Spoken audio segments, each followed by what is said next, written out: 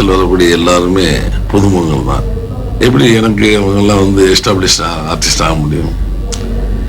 முதல் படத்துல கமல்ஹாசனுக்கு போகும், ரெண்டாவது படத்துல வேணா அவரை வச்சு தான் 3 படங்கள் பண்ணேன். அப்படி சொல்லியிருந்தா எஸ்டாப்ளிஷ்ட் ஆர்டிஸ்ட் வச்சு பண்ணீங்கன்னு சொல்லலாம். ஸ்ரீதேவி வச்சு பண்ணும்போது சொல்லியிருக்கலாம். அதுக்கப்புறமா நியூ ஃபேஸஸ். இடையில நான் வந்து என்னுடைய மிகப்பெரிய கனவு மனிதராக இருந்தேன்.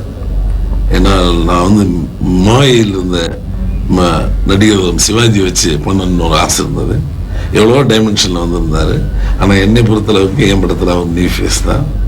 அதுக்கப்புறம் இப்போ விஜயகாந்தை வச்சு படம் பண்ணியிருக்கீங்க. அதை வச்சு தான் நீங்கள் கேட்குறீங்க, என்ன விஜயகாந்தை வச்சு படம் பண்ணுறீங்க, இப்போ விஜயகுமாரை வச்சு படம் பண்ணியிருக்கீங்க, அதுக்கு முன்னாடி பிரபு வச்சு படம் பண்ணியிருக்கீங்க அப்படின்னு. பிரபு எனக்கு நியூ ஃபேஸ்.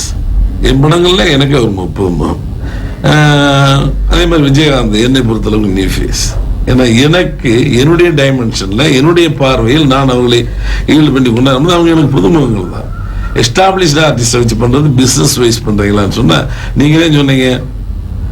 நான் வந்து புதுமுகங்களை வச்சுட்டு பெரிய வெற்றி படங்கள் எதுக்காக நான் கோ ஃபார் கமர்ஷியல்? எல்லாருக்கும் பல பகுதிகள் இருக்கு.